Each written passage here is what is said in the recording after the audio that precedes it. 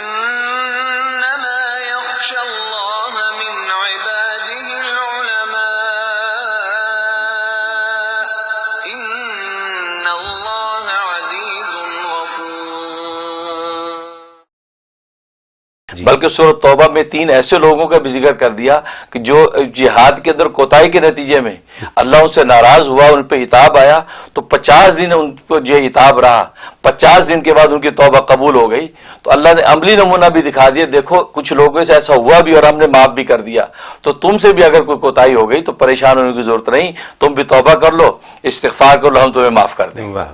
اس لیے نبی پاک صلی اللہ علیہ وسلم نے اہل ایمان کو استغفار کی بڑی فضیلت بتائی کہ شب و روز انسان جب عمل کی دنیا ہے تو عمل کے دوران انسان جو جائزہ لے نہیں سکتا، بعد میں جب جائزہ لیتا تو افسوس ہوتا، تو کرے کیا؟ تو مایوس نہیں ہونے دیا بندے کو، کہا کہ استغفار کرتے رہو گے تو دانستہ نادانستہ ساری کوتاہیاں اللہ معاف کرتے رہیں گے. تو سورۃ توبہ جو ہے وہ توبہ کا دروازہ کھول دیا. اور توبہ کا معنی ہوتا ہے رجوع کرنا، تو گویا کہ اللہ کی طرف رجوع کرنا. تو بندہ اپنے گناہ ندامت لے کے اللہ کی طرف رجوع کرتا ہے کہ اللہ مجھے معاف کر دے، اور اللہ اپنی رحمت لے کے بندے کی طرف رجوع کرتا ہے کہ اس کو معاف کر دو، تو اس کے لیے معافی ہو جاتی ہے. اور اس کا ایک نام جو ہے وہ سورۃ برات ہے، کیونکہ توبہ بھی اس کا نام ہے، کیونکہ اس میں توبہ کے حوالے سے 3 لوگوں کا ذکر ہے، 3 صحابہ سے جو کوتاہی ہوئی ان کی توبہ پھر معاف ہوئی. اور اس کے علاوہ جو ہے سورۃ برات بھی اس کا نام ہے، کیونکہ مشرکین کے مکہ کے ساتھ جو معاہدے ہوئے تھے انہوں نے معاہدوں کے اندر جو ہے زیادتی کی، عہد شکنی کی، تو اسلام نے پھر یہ اعلان کر دیا کہ اب تمہارے سے ہمارا کوئی معاہدہ نہیں ہے، 4 مہینے تمہیں مہلت دیتے ہیں، 4 مہینے میں اپنے آپ کو سمیٹ لو اور جناب یہ معاہدات کی بات ختم.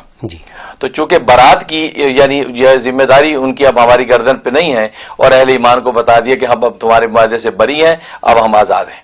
تو چونکہ اس لیے بری ہوئے تھے تو اس لیے سورۃ برات بھی اس کا ایک نام ہے. تو اس طریقے سے یہ سورۃ توبہ اور سورۃ برات. اور عجیب بات یہ ہے کہ یہ بغیر بسم اللہ کے سورہ شروع ہوئی ہے. اچھا، اس کے شروع میں کلمہ رحمت بسم اللہ الرحمن الرحیم نہیں ہے. درست ہے، میں نے آج سنی، آج میں نے پڑھی. بالکل بالکل اس میں بسم اللہ نہیں. اس کی وجہ یہ ہے کہ اصل میں بسم اللہ الرحمن کلمہ رحمت ہے جی، اور کلمہ رحمت ہے تو اس کا مطلب آگے اللہ کی رحمت کے مضامین سٹارٹ ہوں گے جی. لیکن یہاں اس کے سٹارٹ ہی برات من اللہ کہہ کہ اللہ اور اللہ کے رسول کی طرف برات کا اعلان ہے، گویا کہ کلمہ غضب ہے. تو یہ ہو نہیں سکتا کہ کلمات پیغام غضب کا ہو اور شروع اس کو رحمت سے کیا جائے، تو اللہ نے کلمہ رحمت نازل ہی نہیں کیا. کیا بات، یعنی یہ اس کے اندر ایسی یعنی مطابقت رکھی، ایسا میچنگ رکھی کہ اسی لیے ایک بار جزیہ یاد آ گیا کہ فقہ نے لکھا ہے کہ جب جانور ذبح کرو تو بسم اللہ الرحمن الرحیم پڑھنا جائز نہیں ہے، صرف بسم اللہ اللہ اکبر کہنا جائز ہے. کیوں کہ رحمان رحیم رحمت کا مضمون بیان کر رہے ہو اور گلا کاٹ رہے ہو.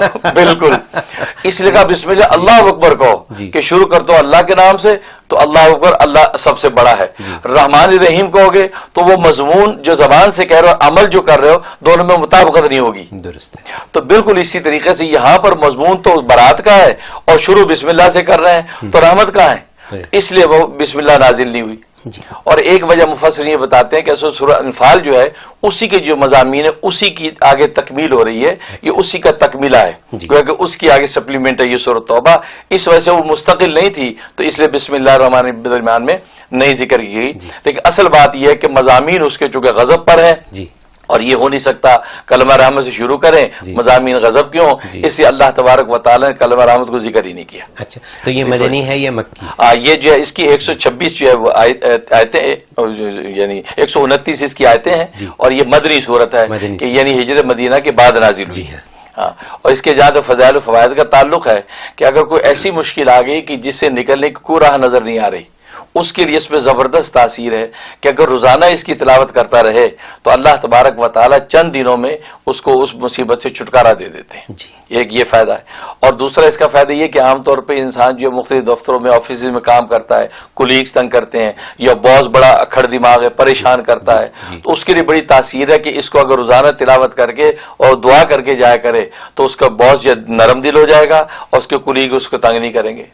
اور تیسرا فائدہ ہے کہ اگر میاں جو اکھڑ دماغ ہے جی اور جو کہ ہوتے اکثر جی تو میاں کھڑ دماغ بیوی پریشان جی اور خاص طور ہری مشرقی بیویاں وہ تو بیچاری کس کو شکایت کریں جی جی تو اگر اکھڑ دماغ میاں ہے تو سورۃ توبہ پڑھ کے پانی دم کر کے اگر اس کو پلائیں یا اس کے کھانے پینے میں پھونک دیں میاں بالکل موم کی طرح ہو جائے گا. اب آپ دیکھیے کہ ہمارے پاس یہ سوال کتنا آتا ہے کتنا آتا ہے اور مجھے یقین ہے کہ آج بھی یہ سوال آئے گا آئے گا بالکل کہ ہسبینڈ جو ہے وہ ٹھیک نہیں ہے یا ان ٹھیک کا نہیں ہے. بیہیویئر ٹھیک نہیں ہے بالکل تو یہ ایک حل ہے حل ہے کیونکہ اس کو آپ پڑھیں اس کے مضامین اتنے جاندار ہیں ایسے روبدار مضامین ہیں کہ دل دہل جائے ایسی سورۃ توبہ کے مضامین ہیں. اچھا تو وہ پڑھ کے آپ پلائیں میاں بالکل کام ڈاؤن ہو جائے گا.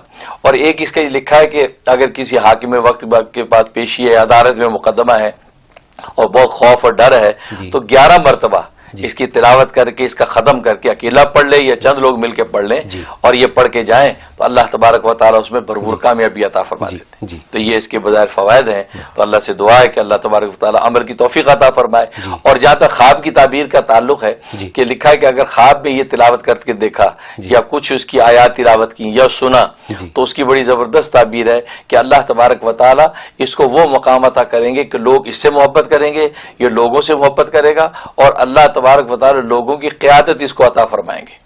اچھا ہاں اور ایک تعبیر اس کی یہ لکھی ہے کہ جو سورۃ توبہ اگر سنی پڑھی تو اس کا مطلب ہے کہ اللہ تبارک و تعالیٰ اس کو نفاق سے بری کر دیں گے اور نبی کریم صلی اللہ علیہ وسلم کل روز قیامت میں گواہ ہو جائیں گے اس کے لیے کہ یہ آدمی نفاق سے بری ہے یہ منافق نہیں ہے یہ سچا مخلص مسلمان ہے. تو نبی گویا کے گواہ بن جائیں گے اس پر. تو یہ خواب کی اس کی تعبیر ہے کہ جس کے مطابق برکات ملتی ہیں. تو ہماری طرف خواہش یہ ہے کہ یہ سورہ ہماری خواب میں خواب میں بھی آئے بالکل تاکہ وہ فضائل حاصل